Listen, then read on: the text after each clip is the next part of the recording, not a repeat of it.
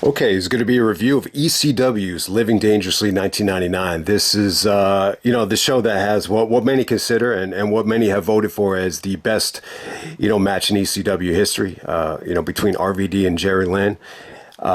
So this took place at March 21st, 1999 from Asbury Park, New Jersey, the Asbury Park Convention Hall. If you remember a year earlier, once they made it to Asbury Park, RVD, had reached, an unbelievable level of being over against Bam Bam Bigelow. But we're a year removed from that, and he's facing Jerry Lynn. And they steal the show here. We have an attendance of 3,900. We have a pay-per-view buy rate here of 0.25. This looks like it was one of the better buy rates of ECW in 1999. I think Sabu and Taz deserve a lot of credit for that. But yeah, I mean, it definitely had a blockbuster feel to it. I don't think everything, quite hit the mark for some people, but this is Living Dangerously in the 1999. Well, let's get right down to it, man. The first match of the night, I was a little bit disappointed in the first match, even though it ended up being pretty good. We got Super Crazy taking on Tajiri. I think what really stood out here was it just felt like Super Crazy and Tajiri, like. Just feels like they wrestled each other on almost every show. It's either Crazy, Tajiri, and then maybe you throw in Nunzio or, little Guido with them. But hey, I mean, I really enjoyed it. But it does seem like they clicked, before this a little bit better and maybe even after this a little bit better. But I still thought it was good. Once Tajiri started, to get into a rhythm and started delivering kicks and some high spots, I mean, they just ate it up. I mean, Tajiri would definitely, I would say, more than any Japanese wrestler ever, might have really, made his mark in the United States more than anybody. I think the only one that might come close is maybe Okada. So definitely give Tajiri a lot of respect. This is obviously this is well before. The invasion, where they definitely gave him like a lot of charisma, a lot of character, and just a lot of, he was a little bit generic at this time, but he's still a hell of a talent. Crazy actually gets the victory kind of out of nowhere, but it was definitely a good match. I think the perfect way to start the show, to be honest with you, but it definitely felt like this crowd was a little bit tough to please. I thought the crowd was kind of rough tonight. I think, sometimes when they're in Jersey, I think Jersey has the ability to be a little bit spoiled at times because they just get a lot of shows. I think that's the easiest way to put it. Next up, we have Balls Mahoney taking on Steve Corino. Corino's cutting a promo, which was weird, which was kind of hypocritical of Corino. He was talking about kind of bashing some of the wrestlers that were taking steroids. But what was really interesting was he said, I don't need to wrestle around the world to gain respect, which is I think over time, Corino became one of these guys that, made a living in Japan, specifically 0-1, where he, which took priority over Ring of Honor. But, it's interesting to see Corino here. It looks like a totally different person when you compare this Corino to the the ROH days, when he was, feuding with Kevin Steen. But hey, him and Balls Mahoney, this is an extended squash. There's definitely some comedy elements in this match as well. Corino was, he looked like he was going to bash Mahoney with the chair, and then all of a sudden he puts on a headlock, and then that was just to piss the fans off. So that, to me, that was the highlight of the match. Other than that, Balls Mahoney just kind of does his thing and destroys Steve Corino with a series of unprotected chair shots. The chair looked pretty cool, though. It had the Living Dangerously logo on it, so I enjoyed that. All right, next up we got Little Guido. Oh my God, this guy doesn't even have a Wikipedia page. We have Antifaz del Norte.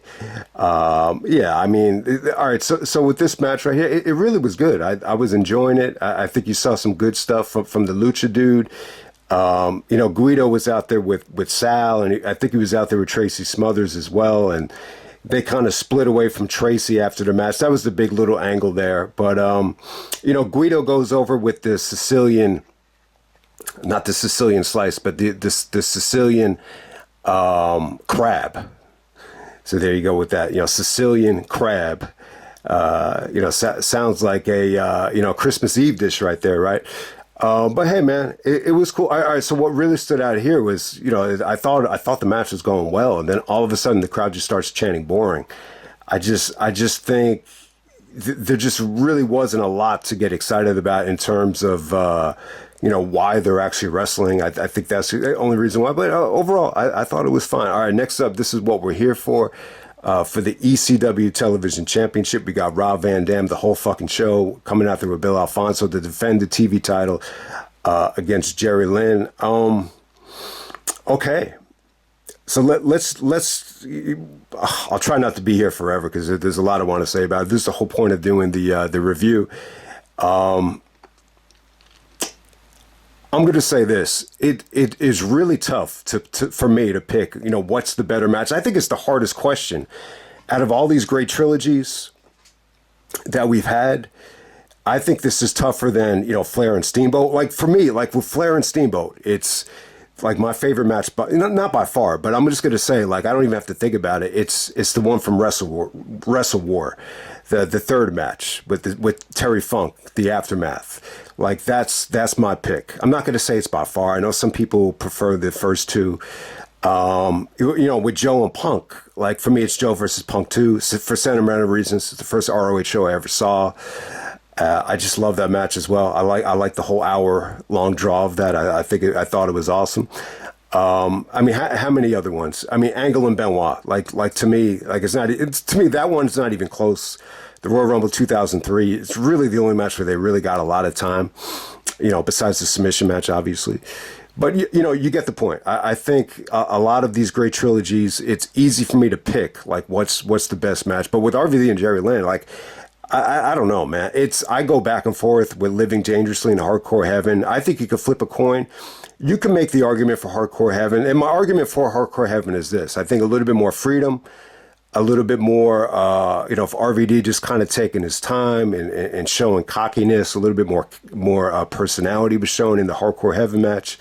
It felt like they just had more of a playground to work with. You might have had some... crazier hardcore spots in the Hardcore Heaven match. I think the argument against Hardcore Heaven was it just, for me, as when I was growing up, I felt like it took way too long to get going. I think that was number one. And number two, it's a little bit botchy. There's some really, really weird botches in the match. But for whatever reason, it does seem like the Hardcore Heaven one gets more love and is more accessible. I think Heyman actually put it on TV as soon as they got on TV. He just showed that match, the whole match or the whole show. A little bit of a funny story about this match. All right, so before I was graduating from high school, I had this wrestling almanac. So you had so many classes that were pretty much just electives, and there really wasn't a lot to do. At the end of high school. So I used to take this wrestling almanac to school, and I don't know, man. I just really got into it, and I almost had like a lot of these like pay-per-views memorized. Where I was like, wow, like that's the first RVD Jerry Lynn match. Like I didn't even know they had a match before then. I guess if you watch Hardcore Heaven, they would have explained it, and maybe I remembered it. Maybe I remembered. Oh, okay, that was the first one. And it wasn't available. It wasn't like you could go to the video store and get it. I didn't even have the internet at the time, so. Really, the only way you could really watch this shit, back in the summer of 2002, was if like you just found somebody that had the tape on VHS. So when I was working at this camp, during the summer, I really don't remember much about it. But obviously, I probably started talking to this dude about wrestling, and he probably told me he was a UGCW fan, and I probably mentioned to him, like, I love RVD, and, I would love to see, that first RVD and Jerry Lynn match. And he probably just told me, like, he had it on tape. So this dude actually let me borrow the tape and actually dubbed it. And I put it on, the RVD compilation that I had.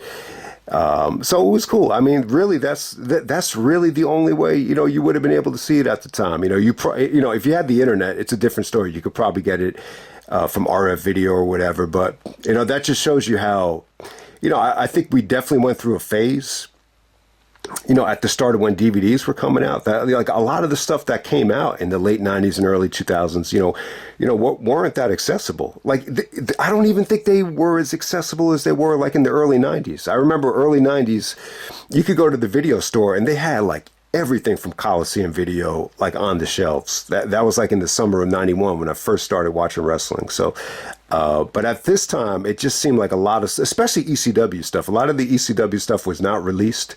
They did compilations. They released maybe a few pay-per-views like Barely Legal and Heat Wave and Anarchy Rules. I think that was about it. Maybe like one from each year. So that was pretty much it. But yeah, man, I would definitely say it's probably the better match. It's a 20-minute time limit draw, and then it goes into overtime. RVD pretty much wins it right away. I think that's the biggest criticism people have, is that maybe the overtime should have lasted a little bit longer. But I think they wanted to save some stuff. I think they wanted to save some time. I think also this is an incredible night, for RVD in terms of promos. He cut two really, really good promos that they show on the show. The first one was Sabu and Bill Alfonso, where he's kind of poking fun at Sabu about carrying the tag team, which is really fun. And then the second promo where he's kind of mocking Jerry Lynn for, trying to give their fans their money's worth. He's like, Jerry, you don't understand it. Every time people see RVD, they get their money's worth. So he actually challenges Jerry Lynn to a rematch at Hardcore Heaven. It's another great promo. You could definitely tell. I think RVD was definitely starting to find it.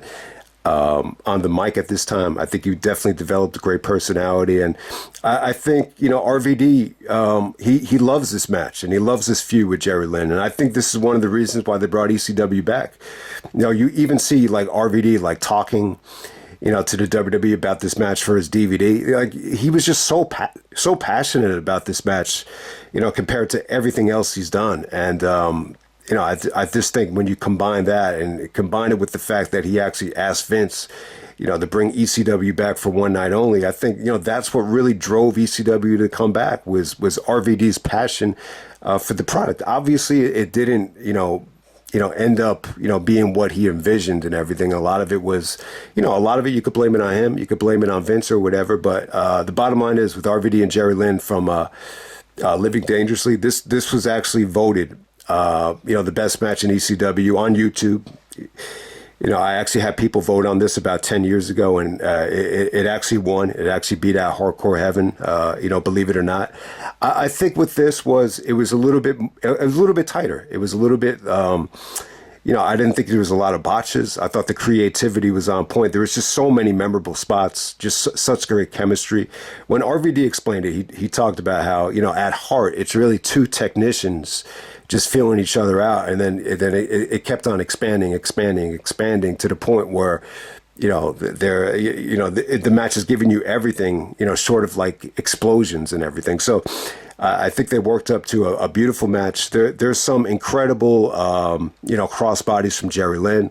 There's some incredible high spots here. The story now, obviously the story behind the story is that Jerry Lynn's trying to defeat RVD and become, the new effing show. And, RVD was, trying to do the best he could to get Jerry Lynn over. And he thought it was great. He thought it was great, man. I think it definitely worked. In terms of, the fans getting behind Jerry. I think, for as over as RVD was, there was a lot of fans that, wanted to see Jerry, finally do this thing, and this pretty much lasted throughout the whole year with him trying to take the ECW title. But man, I mean, there's just some incredible stuff here.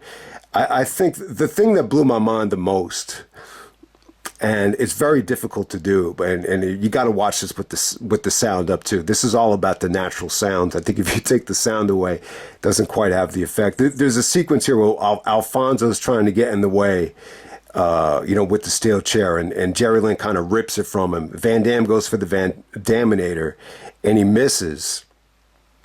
And then RVD tries to do like a leg sweep, and Jerry just hits him with like a leg drop on the chair. It was really, really sweet. It was awesome stuff. That I think that's probably the highlight of the match. There's some incredible table spots too. There's a sequence here where, Jerry's just kind of like banging RVD with the chair while they're kind of tangled up on the ropes. And then all of a sudden RVD just kind of, just barely gets a kick up, and it kicks him off the top of the ropes onto the table. It's an awesome table spot because you couldn't even see the table. You didn't even see the table. It was really fucking cool. So that was good stuff. I think the most cringeworthy moment of the match is the tornado DDT from Jerry Lynn. And the table actually doesn't break. It's a tornado DDT off the ring apron onto the table. Table does not break. It looked like a legit table too. One of the funniest things about this match is some of the fans. This one fan is like, RVD, RVD, RVD. So that you got that fan out there. Then after that tornado DDT, there's one guy that goes like, "Oh my God, they're fucking dead!" So I thought that was pretty funny. And someone actually had a sign. And so this is the guy that has the sign that says, "Vince, the W stands for wrestling. Get it." I don't know if he's talking to Vince Russo or Vince McMahon, probably Vince McMahon, but I always thought that was a funny sign. So it just flowed really well, man. It flowed really well. Yeah. I mean, it wasn't just some of the hardcore spots. The hardcore stuff was great, man. I mean, it was really, really cool. But yeah, even some of Van Damme's, the assistant, the going for the monkey flip and Jerry hitting him with the sunset flip to counter it, with the chair. I thought that was sweet as hell. Van Damme with the surfboard. And then it goes to a 20-minute time limit draw. So the referee was actually going to award it to Jerry Lynn. Jerry just did some beautiful, counters with inverted DDTs, and he countered the Northern Light suplex into a DDT where, RVD looks like an eye on that DDT. It looks sweet as hell. And so the referee's going to award it to Jerry just based on like offense. And then Jerry's like, no, I want 5 more minutes.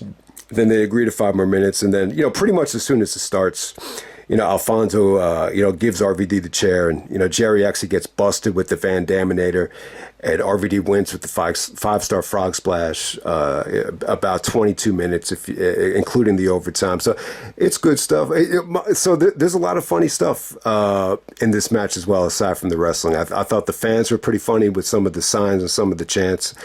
And if anyone has the original version, when Van Damme comes out with the Pantera theme, you could actually see Jerry Lynn, singing it on the way to on Van Damme's way to the ring. I don't know if I've ever seen the opponent actually sing the other guy's theme song, but it happened here. So, yeah, man, it's great stuff. Most people consider it the greatest ECW match of all time. So what was really baffling to me was, some of the other ratings were pretty down on this. So Meltzer gave it like 3.5. Which is funny, and it's still considered like maybe one of his highest rated ECW matches ever. So that says a lot for what Meltzer said, felt about ECW. So I never really knew that. The cage match rating is kind of baffling too. Like it's rated a lot lower than Hardcore Heaven. So, I guess more people like the Hardcore Heaven from cage match. I don't know what it is. Maybe it was the overtime. Maybe they didn't like the fact that the overtime ended so quickly. I have no idea. So I'm a little bit baffled at some of the ratings. But hey, man, we had people voted on this match. There's still like a lot of people that consider this the best match in ECW history. It's not just me. So and yeah, I mean, there's other RVD and Jerry Lynn matches too. There's a ton of them. You got them in TNA. The last ECW pay-per-view had one from 2001. They had one in 2000 on pay-per-view. I think it was Hardcore Heaven 2000. Plenty of matches on TV, whether it was syndicated or on TNN. I mean, they have plenty of them. There's actually, so let me give you what most people would consider, maybe their most underrated match. They're actually their highest rated match on Cage Match. The Cage Match stuff is a little bit weird because you got to keep in mind, like more people probably vote, for the pay-per-view matches. So if only like 5 people vote and it gets a high rating, it's going to be the highest rated match. So I don't know the discrepancy of the votes, but the match that they had I think it's the episode 4 on TNN, taped in August. It aired, I think, right before Anarchy Rules on September 17th. That's when Jerry Lynn is selling like a really bad rib injury, and he almost defeats RVD. There's some of those near falls were incredible towards the end of that thing, but that will be it though. I think that will be the sleeper RVD Jerry Lynn match if you want to check it out. I think the air date September 17th, 1999, ECW on TNN. I know the 1999 pay-per-view matches get the most love, but yeah, I mean, to me, I would still say this Living Dangerously match, from start to finish, is their best work together. Okay, next up we got New Jack taking on Mustafa. So this is the Gangsters, man. This is the Gangsters finally split up. They did the storyline here with the Dudley boys where I think Mustafa actually paid off the Dudleys to beat up on New Jack. So yeah, I mean, I guess it makes sense. New Jack is, a hell of a personality, a hell of a talent. He's almost become bigger than the Gangsters. So once again, they played Dr. Dre and Ice Cube, Natural Born Killers, throughout this whole match, which was cool. I didn't really mind this. They're fighting each other with weapons. So some of the fighting in the ring, when they're using like toys and weapons, one of them is like a kid's lawnmower. So there's some weird stuff out there, but yeah, I mean, they started bleeding. I mean, it is what it is. I mean, this is the original ECW. A lot of the matches were like this, and they end up brawling in the crowd. So New Jack, it's a big time moment. I think New Jack has done this on several occasions. I think he even did one at November to Remember. But yeah, he does a splash off the balcony after he straps Mustafa onto the table. And yeah, it's a pretty awesome move. But I think both guys were knocked out legit. So security actually has to bring them back to the ring for the finish. It looked like there was an abrupt finish there, but give New Jack credit. I think you definitely get your money's worth here. If you were expecting a match with a lot of technical ability, you definitely didn't get it. But you got the big time New Jack bump. So I don't know why so many people hate this match, but I thought it was good stuff. Next up, we had the Dudley boys coming out there with Joe Gartner and the sign guy Dudley to take on Spike Dudley and Sid Vicious. This is more of a segment, actually. So once again, this felt like more of a segment where the Dudleys are really talking trash. So Brother Ray, or I'm sorry, Bubba Ray at the time, started to become a little bit more dirty. You're taking him a little bit more seriously here. I know initially he started, cutting promos like he was like a retard, for lack of a better term. But at this time he started to get a little bit dirty, and they throw Spike into the crowd, and Spike does some of the body surfing here. So that was pretty cool. And then Sid comes out. Sid Vicious comes out. There's actually like a judge out there with him. I don't know if that was like a playoff of the Sid Justice character, but yeah, Sid comes out, and once again, Sid gets a hero's welcome. I got to say this about Sid. I mean, he might have like the coolest look in the history of wrestling, and I know I've said this before. Like, it's just amazing how he's had so many bad WrestleMania main events. He's had two of them, maybe the two worst. But it's funny though, like when he's in ECW. He's over like he's the alternative. I mean, he really is. I mean, look at Survivor Series '96.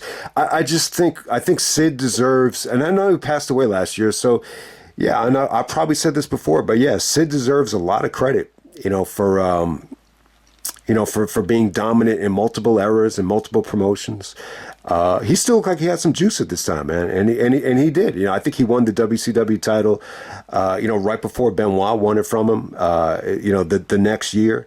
So, I don't know what he was doing at the time. I think he was like kind of auditioning, you kind of almost compare him at this time to, what Austin was doing, before Austin went to the WWF, just kind of, testing the waters. I know he tried to like go back and forth between both companies, like for leverage with the contract. So that's probably what it was. But yeah, Sid was awesome here. The fans were really into him. He does the double choke slam to the Dudleys and, helps Spike Dudley get the victory. But after the end of the match, he actually, takes out Spike as well through a table. So it's kind of funny. I think, when you see the way that they book Sid here, it's kind of, you could see this is the total opposite of what Vince McMahon would have done. So if Vince was booking this, he would have had like Sid and Spike Dudley be like, brothers, or, they'd be hugging, almost. So this is a bad example because no one's going to remember this, but almost doing like the Larry Johnson, Muggsy Bogues of Big Brother, Little Brother type of thing. And Heyman does the opposite. He has Sid just become a monster, just kind of catering to the bloodthirsty audience. So it's kind of funny, the different. I think that's the biggest difference between Vince and Paul Heyman, like exactly how they would have booked Sid, in this spot. I think with Vince McMahon, like anytime he has a chance to make someone, especially like Sid, like a sympathetic babyface, he's going to do things. He's going to do things a certain way, which you've seen him do with himself over time with the sympathetic babyface thing. How he kind of equates that to real life. Okay, next up we have Tommy Dreamer and Shane Douglas coming after Francine to take on the Impact players of Justin Credible and Lance Storm. You also have Jazz, Jason Knight, and Dawn Marie, who was still going by Beulah McGillicuddy at the time. So this had the biggest video package and the biggest storyline. More of the story was about Shane Douglas, teasing his retirement. Which was it wasn't an awful storyline. They teased Shane, trying to reform the Triple Threat. I think at one point Shane Douglas was involved with the Triple Threat, this version with Credible and Storm. But he wanted to pass the torch to Tommy Dreamer. And Justin Credible and Lance Storm really weren't cool with it. This is around the time where Lance Storm is cutting some great promos about bragging about being from Alberta, Canada, and saying that he's got to do what Bret Hart did for the WWF. So, yeah, I like Lance Storm on the mic at this time. I really, God, I would love to see, Lance Storm. I got to see if he was ever like the ECW champion. I think he might have been ECW champion. I could be wrong about that, but man, I really think Lance Storm fit in well at this time. So this must have been before the checks started bouncing. But hey, man, I think this was a cool match. So it's a little bit weird. So this is, man, I got to say this really reminded me of like a WCW tag match in terms of, I think the match was pretty good, but while it was going on, it's like, it's almost like Heyman took the approach where, guys just want to see, storylines and personalities rather than a great match here. I just don't think the match really ever got going. I mean, they worked hard. I mean, it got plenty of time. It really wasn't that hardcore involved. You just saw like a lot of simple offense from Tommy Dreamer. I think Shane did a good job here. I mean, it was pretty damn good. Eventually, once the match progressed, I think Francine brought a ladder out, and Justin Credible is using the kendo stick, and so the finish features Credible kind of yanks the kendo stick back. So Francine could actually, grab it from him. And Francine actually does like a kick, nice little extension to hit Justin Credible. And, Shane Douglas actually gets the win with the Fisherman's Buster. I think he called it the Pittsburgh Driver or whatever, because he's from Pittsburgh. But yeah, I mean, I thought it was cool. I mean, it was definitely a fun little tag match. This pretty much ends with Don Callis coming out as Cyrus the Virus, and the Impact players get the last word. So it was good. I mean, it was a solid match, man. It really, really was. It just didn't feel like this ever really got going from a wrestling standpoint, but it was good stuff nonetheless. I mean, I really didn't mind the finish, with Francine, helping out Shane Douglas. Shane definitely looked like he was on the verge of retiring at the time, but I guess he wasn't quite done yet.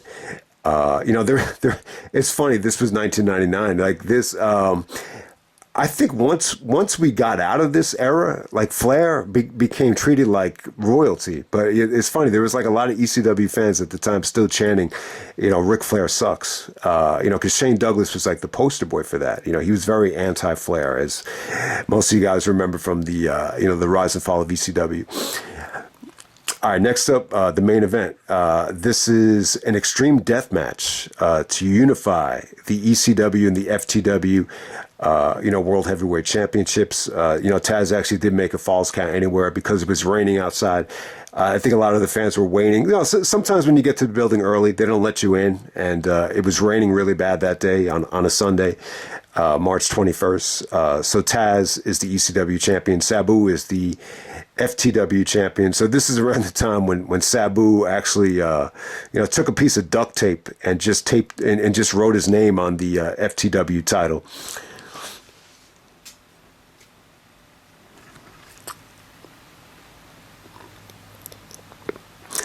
So, a lot of tape involved for Sabu. He actually had a broken jaw here, so his jaw is like all taped up, and Taz actually goes after it. So, it's a pretty cool main event. I think the barely legal match was I think it was definitely, it had a better feel than this. It felt like a huge match, that barely legal match. So it's definitely.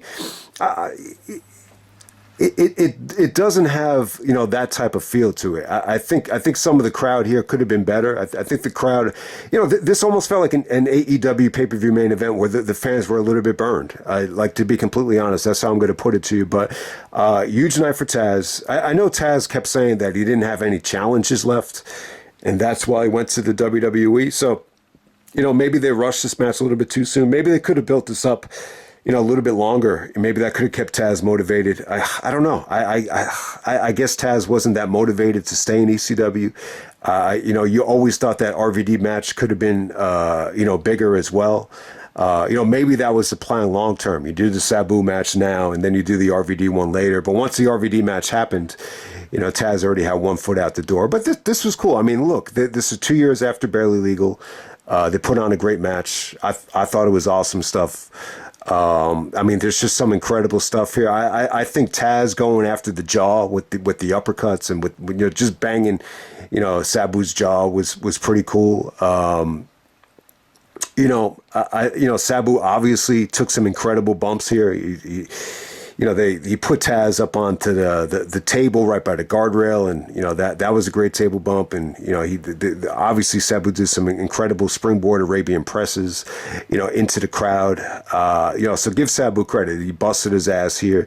Joey, so Joey Styles and Taz actually did a alternate commentary.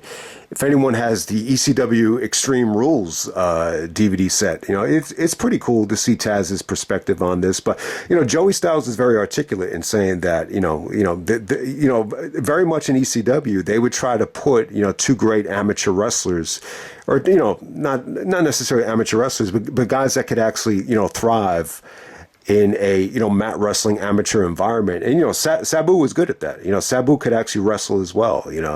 I think he gets stereotyped as a high flyer that's able to take a lot of punishment and all the scarring. He's always got like some type of fucking life-threatening injury attached to his body.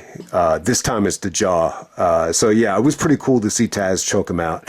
The blood flow just wasn't, he was just cutting off the blood flow to the brain, and all the pressure on the jaw as well. It was a pretty believable finish.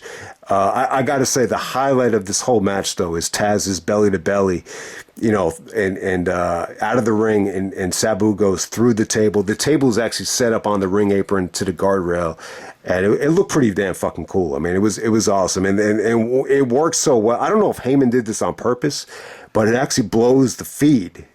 So that camera angle that they showed, it actually goes out. So it looked like at the time there's still like a lot of wiring attached to the camera, so it looks like they took out the wire, on that belly to belly. So that was pretty cool. So I definitely think it's a good main event. It definitely did deliver. This is, I think with Taz, I want to say this. He was even making fun of himself, saying, I was cutting a promo on the whole wrestling industry there. So yeah, I do remember when I had this on tape, when I borrowed the tape in the summer of 2002, I think my brother he probably watched some of it with me. But beginning of the show, Taz cuts a promo. And it's pretty much a promo like on the whole wrestling industry, saying that he's better than everybody, he's better than Flair, better than Hogan. Steve Austin, great athlete, great entertainer, but he's not a great wrestler. And he, instead of calling The Rock, he calls him Maivia. So yeah, I guess not a lot of people were warmed up to Rock dropping Rocky Maivia. So that's pretty funny. But my brother's argument was that, and I kind of agree with him, and I've said this time and time again too, especially with like Ring of Honor, and even with AEW, like when they first started. I think his mentality was, just focus on your own product and stop worrying about everybody else. Because think about it, like is Flair out there talking shit to Taz in the WCW main event? Whenever Flair did main event in '99, where he had one of his last title reigns. I'm going to say no. So yeah, I mean, I kind of agree with that. I think, when you're a promotion like that, but I think Taz felt shortchanged. I think that's probably the motivation for going. I think he felt disrespected, and maybe he just felt like he wasn't in that tier with some of the guys that are main eventing in WWE and WCW. And, Joey Styles said, you left WWE for the big bucks. And Taz had to cut him off and said, no, I didn't leave for the big bucks. I left because I needed a challenge. So I could definitely see Taz's standpoint. I think eventually it got to a point where, maybe besides RVD and Sabu, it's like who else could we? There's really not a lot you could work with. A lot of the guys, had left. Whether it be Raven, whether it be Sandman, whether it be Scorpio. I mean, Eddie Guerrero, Dean Malenko, Chris Benoit. A lot of the other guys that Taz came up with had left. So.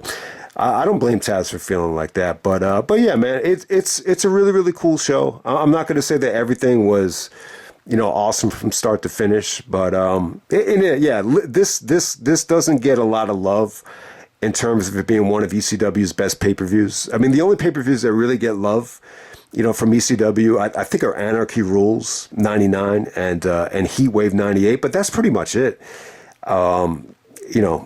But hey, you know why to watch this show. I think RVD and Jerry Lynn is a masterpiece. I can't get enough of it. The match aged extremely well for me. I love RVD as well. I mean, RVD is really one of the guys that got me back into wrestling. So I'll always be appreciative of, RVD. I just think he was at a level of being over at certain points. I mean, obviously RVD didn't reach the level of Austin or Rock, but there were certain points where I think RVD was as over as anybody. I think, the Bam Bam match in '98 is one of those moments. I think some of the stuff with Jerry, you could put in that realm. I think during the invasion as well. So there's just been so many times where RVD could just say, I was one of the most over guys ever. And maybe the MVP of 1999 as well. So, and then I think Taz and Sabu is a great main event. I don't think it's as memorable as the Barely Legal match. I think the Barely Legal one was, it was just so emotional, and it had such a crazy aftermath that I would definitely put that above this one. But this definitely has some good moments, man. I think that moment where they take out the camera feed is pretty damn cool. So let me just end it right there. That's ECW, Living Dangerously '99, and I'm out.